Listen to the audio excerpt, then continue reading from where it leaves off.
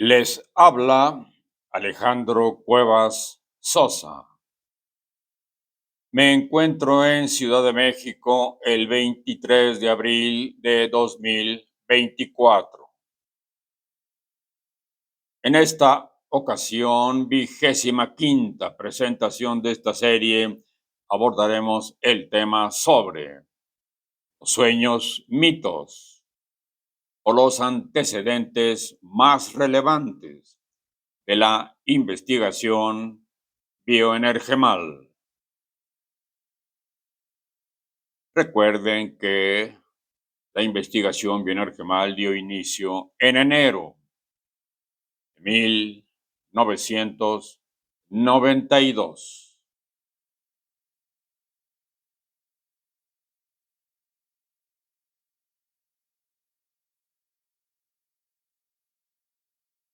A manera de introducción,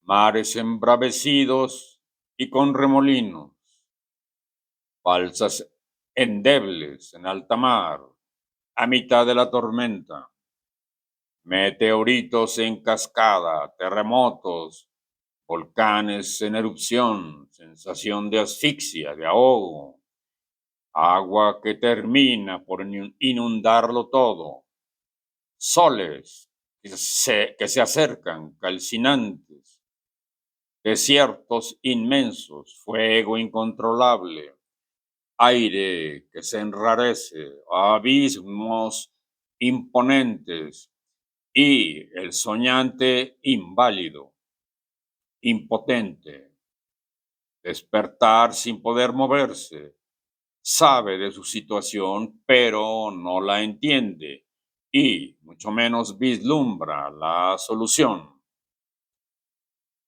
Comillas, hace tiempo soñé que se acababa el mundo. El mar inundaba la tierra, el sol se acercaba a nuestro planeta, la luna también, con riesgo de estrellarse. La atmósfera se escapaba y el aire se enrarecía, dificultando la respiración. Todos corrían presa del pánico. Yo permanecía quieto, con una indiferente resignación. Una mujer me acompañaba. Se cierran las comillas. El caos del mundo que le rodea, madre tierra, madre naturaleza, padre sol, no afecta a una persona puerilmente indefensa que siente contar con la protectora figura femenina. Vivir sintiéndose niño como recurso para eludir la realidad personal y externa que lo apabulla. Recordemos que las citas van entre comillas y que neuromentego alude a cerebro, pensamientos y ego. Comencemos. Primera parte. La sonata de los sueños. Alguna vez tuve un sueño que me llamó la atención. Soñé que era un reilete, todo entre comillas. Juguete infantil, ocasional, de atractivo pasajero, endeble, unido a un frágil eje que lo sostiene y sin el cual no se mueve, no gira, comprable, barato, producto típico del medio, necesitado de una mano que lo apoye o fije, que lo oriente, a merced y dependiente del aire, fuerza motriz ajena y caprichosa, forma y colorido predeterminado por quien así lo hizo, mecánico, rutinario, cosa simple, simple cosa, veleta que al girar se borra, juguete de fiesta dominical y luego al armario o al cesto de basura. El abandono, impotencia, invalidez, personificación de la dependencia. de la obediencia pasiva, pasividad existencial, vivir esperando una pequeña muestra de atención que, por rara, se vive como fiesta, y si no, la soledad, el aislamiento, pide que le den la mano para tener compañía y poder moverse. Su orientación para nutrir la euforia de un engañoso vivir endeble, ignorancia de lo que podría sentir, pensar, hacer, autoabandono, desesperanza, pasividad, inercia, caos existencial, tal vez. El daño está hecho, la lucha es mínima. Remediar la situación parece difícil, casi imposible. Sociedad y la familia produciendo inválidos neuroemocionales que navegan a la deriva, entre comillas. Trompos, yoyos, pelotas, valeros, canicas, dados, reiletes, globos, banderolas, perinolas, matracas, papalotes, piñatas, juguetes de ocasión y desechables para proyectar la impotencia. Juguetes, cosas, personas que confunden sus límites. Cosas que primero fueron juguetes inofensivos y después motivo oportuno para un retrato personal. Juguetes experiencia. Juguetes espejo. Juguetes espejo de experiencias. Comillas. Soñé que mi marido portaba un anillo del cual pendía una serie de pequeñas placas y en cada una estaba grabado un nombre de mujer. A todas ellas las reconocía como sus tías, de las que siempre ha dependido mucho, menos una placa con el nombre Cintia. Al no recordar a nadie conocido con ese nombre, sentía muchos celos y coraje. Se cierran comillas. Cintia, igual a sin tía o sin tías. El ingenio del bioenergema al servicio encubridor del temor infantil de no poder invitar abiertamente a su marido a que guarde una cierta distancia de sus tías. A estos y otros sueños de angustias solemos llamarlos pesadillas, diminutivo de pesar, dolor, y se supone que ocurren cuando se ha cenado demasiado, entre comillas. ¿Cuál es un verdadero pesar o dolor entonces? Justificación, ignorancia, superstición, explicaciones mágicas, pesadilla, politiquillo, mujercilla, tortilla, cochinilla, rojillo, lagunilla, cabecilla, preguntilla, lidercillo, comidilla, asuntillo, mundillo. Pesadilla, término desafortunado por despectivo, soslaya y agrede a nuestro mundo afectivo, minimiza, niega, engaña, siempre con un matiz desdeñoso. En francés, cauchemar, coach, prensar, prensar, mer, dominio, incubo. En inglés, nightmare, night, noche, mer, dominio. Son más sinceros. Pesadilla, término que no corresponde a la realidad a la que se aplica, pero que hemos hecho que nos corresponda. ¿O acaso no tenemos derecho a una palabra digna que se refiera a una noche de pesar y de dolor. Las puertas del mundo no están cerradas, las que están cerradas son nuestras puertas interiores. Autoafirmación y luego la luz, la esperanza, la vuelta a la vida, que determina el cambio, el afecto, el respeto, el entendimiento de lo que sucede, la gravedad del daño, la vitalidad personal, la medida en que se puede dar y sentir determinación, todo junto y algo más. Segunda parte, biosíndrome de los sueños mito.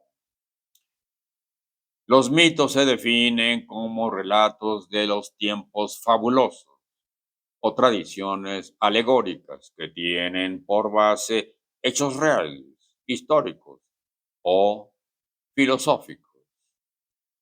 Es bien sabido que los mitos de todos los tiempos y de las más variadas sociedades muestran elementos y temáticas muy semejantes. Si la repetición es una característica y una forma esencial de los mitos, también lo es de los sueños. De hecho, existen sueños que se presentan prácticamente iguales una y otra vez, todo en una misma persona o en distintos individuos, conocidos como sueños de repetición. Son tales los sueños de caída al vacío, de desnudez, de vuelo, de caída de los dientes o del cabello y otros por demás conocidos. El fenómeno de repetición es universal en todos los lenguajes simbólicos y conecta directamente a los sueños y los mitos. Para Joseph Campbell, el sueño es el mito personalizado, el mito es el sueño despersonalizado. Tanto el mito como el sueño son simbólicos. El sueño mito representaría un punto de unión entre la vida onírica del individuo y el contexto social en que se encuentra. Según esta hipótesis, puede haber dos tipos de sueños mitos. Tipo A, del individuo a la sociedad. El sueño de un individuo se incorpora a la sociedad como relato mítico. Tipo B, de la sociedad al individuo. Los mitos sociales aparecen como símbolos en los sueños de los individuos. Tipo A, un sueño de repetición por su iteración y por su temática. Es particularmente representativo de los conflictos, inquietudes o necesidades de la neuromentego de un grupo. Es entonces posible que se incorpore a la sociedad. Lo haría primero como relato del sueño entre un grupo y al repetirse el relato evoluciona hasta estructurar un mito social.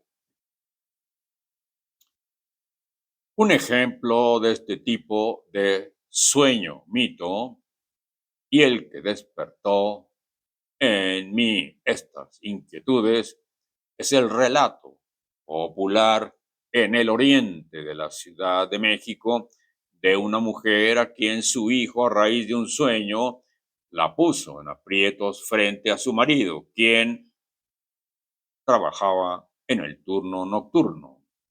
El niño despertó pidiéndole a ella con insistencia, frente al marido, que llegaba de trabajar, la manzana que le regaló el señor que había ido a la casa la noche anterior. Tipo B. En sociología, el concepto de mito ha sido reinterpretado. Claude Lévi-Strauss ha demostrado que el mito no es solo una narración histórica, sino también la representación generalizada de hechos que se repiten uniformemente en la vida de los humanos. El mito aparece como una filosofía nativa, esto es, la forma en que un grupo social expresa la propia actitud frente al mundo o un modo de resolver el problema de su existencia. Por ejemplo, el sueño que utiliza el símbolo del examen, evento mítico social de gran importancia en la vida académica y laboral de las y los alumnos. Experiencia que conlleva angustia, desvelos y un sinfín de emociones. Un hombre de 28 años de edad nos dice, comillas, estoy en un salón de clases, en examen. Mi madre hace el examen, me entrega las preguntas por escrito y empiezo a leerlas para contestarlas. Me desconcierta que no entiendo lo que me pide en la primera pregunta, cosa que me causa temor. La segunda pregunta tampoco la entiendo y esto me preocupa. Leo la tercera y me sucede lo mismo y me empiezo a convencer de que no podré contestar una sola. Pero en lugar de preocuparme me da risa. Leo todas las preguntas y no las entiendo. Me levanto y le devuelvo su examen sin contestar y abandono el salón riéndome. Se cierran las comillas. El poco entendimiento entre madre e hijo. Las presuntas exigencias fuera de lugar que la madre hacia el hijo hacen que éste tienda a desear desprenderse de ellas. ¿O acaso se trata de un hijo indolente? Tercera parte. Recuerden que la investigación Bioenergemal dio inicio en enero de 1992. Pues bien, en 1988 publiqué una novela titulada Yahoo, la salida interior. Los personajes principales de la novela son Yahoo, Huitzil y Tao. Daré lectura en especial al breve capítulo 12. Habíamos dejado de ser lo que fuimos. Nuestro ser perdió su armonía y quedó dividido en fragmentos de luz que se dispersaron. Nuestra presencia era ignorada, lo mismo que nuestra opinión. Incluso pronto olvidamos lo que era tener presencia u opinión. Vacíos de pensamientos y emociones, perdimos la conciencia acostumbrada. Los últimos intentos por actuar o decidir resultaron torpes y sin sentido. Quedamos en un estado, si así puede llamársele, de indefinición y quizá hasta de inexistencia. Dejar de ser lo que fuimos fue un alivio. Nos apartó de los molestos acontecimientos cotidianos. Nada nos importaba ni a nadie importábamos. Nos perdimos en una condición de lamentable intrascendencia, en el caos de nuestro ser. A pesar de la completa libertad, nos sentimos rotos en fragmentos de nada, comparados con lo que fuimos. Éramos nada, ya que al perder nuestra memoria vivencial, Tao, Huitzil y yo quedamos fusionados. En un intento por explicar lo que nos ocurría, los fragmentos dispersos de nuestro ser sostuvieron entre ellos, o quién sabe bien a bien con quién o con qué, el siguiente poliloquio. Era un encuentro de nada con nada. ¿Qué o quién eres? Soy nada, a veces qué y a veces quién. ¿Cómo te llamas? Diferente en cada momento. ¿Por qué? Porque soy esencia. ¿De qué? De todo. Soy esencia universal. Es eso, ser nada. Ser nada es un estado del ser. ¿En qué consiste? En nada. La esencia del ser es la nada. ¿Qué la caracteriza? Nada. Pero eres esencia universal. Sí. Entonces, ¿por qué eres nada? La esencia universal es la nada, que forma parte de todo. De todo lo que existe, así es, todo es nada. Cada ser es ser nada. Pero, ¿qué eres en cuanto nada? En un determinado instante, nada. Y al instante siguiente, nada. ¿Eres lo mismo siempre? Siempre. Pero eres diferente, siempre. Y eres nada, siempre. ¿Cómo se explica eso? No se explica. ¿Por qué? Por estar quebrado en fragmentos de nada. Estás en todo y en nada. Es todo, nada. Contiene la nada. ¿Qué es lo que contiene? La esencia universal. ¿Cómo es? Como luz, que cuando se apaga, vuelve a ser luz. Cuarta parte. Chiste, sueño, mito, social. Bioexperiencia del 7 de enero de 2011, cuando ya llevamos 19 años de investigación bioenergemal. Invitamos a los bioenergemas de Mircea Eliade, Claude Lévi-Strauss y Sigmund Freud.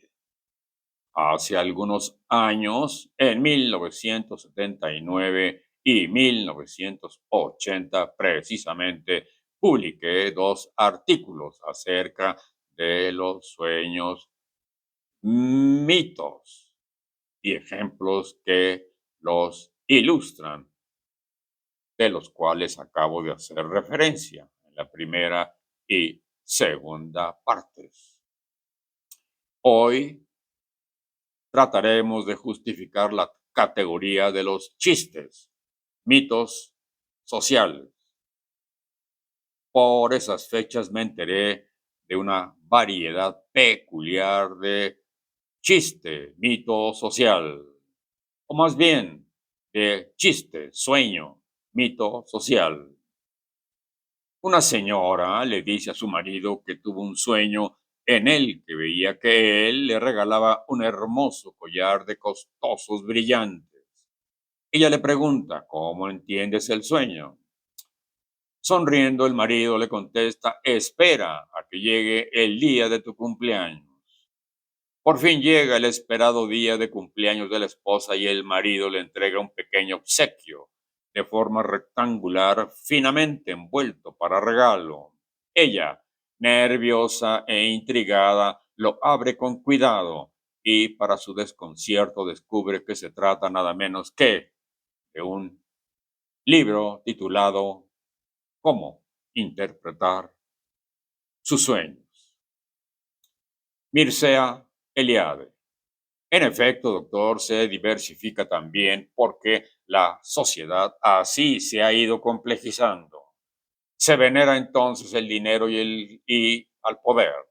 Seguramente haya muchos más ejemplos de este tipo para poder explicar el origen de ideas tan parásitas que se justifican unas entre otras y por eso se convierten en mitos. Claude Levi Strauss. Estuvo muy bueno el chiste, sueño, mito social que nos comentó, doctor. Me parece muy saludable que exista esa forma de poder revelar lo que está sucediendo en una sociedad que se ha ido adaptando más a lo individual que a lo colectivo. Es decir, sin poder establecer una bioempatía.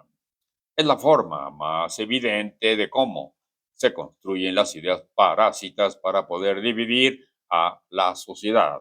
En el chiste, sueño, mito, podríamos añadir que ese libro era un libro de bolsillo, lo cual quiere decir que en la sociedad tanto el poder, la apariencia, la economía, la pose, lo mismo que el conocimiento o la ciencia, va quedando reducida, incompleta, insuficiente. Esa elemental forma de transmitir la existencia es lo que mantiene a las sociedades y a las culturas como un mito. Sigmund Freud estuvo excelente. Ese chiste, sueño, mito social. Parece que expone de manera ejemplar el estilo de relación de pareja que ha fomentado la sociedad y cómo la predispone para elegir y determinar cómo tiene que proceder. Así se justifican las ideas parásitas de la neuromentego. Entonces, cuando invocamos a cuantos entes sobrenaturales y sus omnímodas y estrambóticas cualidades haya inventado la neuromentego humana a lo largo y ancho de toda la historia de su existencia hasta el presente, nos hemos estado dirigiendo principalmente y en forma por demás distorsionada al bioenergema personal, pero también a otros bioenergemas humanos y de otras bioespecies, incluyendo en estas invocaciones o divagaciones a la mitología sumeria, egipcia, asiática, oriental, griega, romana, o cuantas hay o haya habido. Mircea Eliade me parece que acaba de explicar en qué consiste el sueño mito social y en cómo se construyen las diferentes ideas parásitas. En el sueño de repetición ocurre algo semejante y deja de ocurrir cuando para el bioenergema queda claro y para la neuromentego también su significado. Claude Lévi-Strauss. En efecto, doctor, me parece interesante la forma en que explica la biointeracción que se establece entre la neuromentego y el bioenergema para que permanezcan una idea parásita, como la existencia de entes sobrenaturales, pues en efecto las sociedades en las que se sienten entes superiores seguramente estén permanentemente queriendo asumirse como tales. Lo que acaba usted de describir es parte del biosíndrome, de que quienes se sienten así, de quienes se sienten así, del ensoberbecimiento. Sigmund Freud. En efecto, doctor, ahora que usted lo comenta, me parece que cuando el humano reitera e insiste en la existencia de entidades sobrenaturales, se refiere a sí mismo.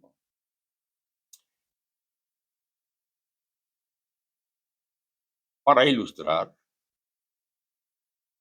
invitamos al bioenergema de George Christoph Lichtenberg.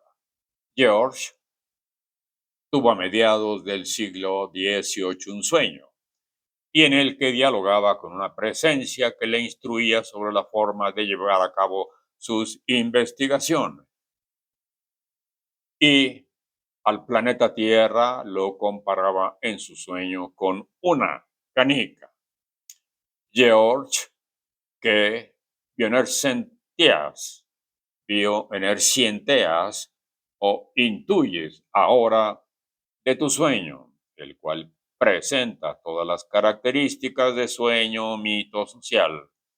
Doctor, me permitiría comentar que ahora me doy cuenta que en efecto es un sueño mito social propio de la época en que yo me desarrollé como investigador, en donde no teníamos claro, pero ahora sí, que con quien tuve ese diálogo es conmigo mismo, con mi bioenergema que lo consideraba ajeno a mí y que me diera una respuesta a mis preguntas. El espectro es mi bioenergema que se manifiesta como espectro porque está siendo ignorado y al mismo tiempo está parasitado. Querer comprender la vida en una canica. Si yo le hubiera hecho caso a mi bioenergema en donde me expresaba que la vida es un juego que hay que disfrutar y que lo mismo se encuentra en una canica que en un sueño, que en el universo unidad. Sin embargo, me doy cuenta ahora que lo que usted ha explicado y que no podía comprender antes. ¿Quieres añadir algo más, George? Sí, doctor. Gustaría ahora desparasitar mi sueño, rectificarlo, dándole los componentes que ya mencioné y en vez de las palabras parásitas, perdón, decir eureka o ya intuí algo, ya comprendí. En conclusión, Isaac Newton era molestado en sueños por diversos bioenergemas parásitos y también participó. Doctor, entonces los sueños parasitados intuyo que, como en mi caso, se desparasitan y se rectifican. Eso me parece que explica esa biointeracción entre los diferentes universos bioenergemal, biointerfacemal y biomaterial. De hecho, Isaac, la existencia toda se puede rectificar. Sí, de hecho, la existencia toda. Eso es muy agradable. La comunicación bioenergemal lo hace posible, concluye afirmando Isaac Newton. Gracias por sus comentarios y por suscribirse.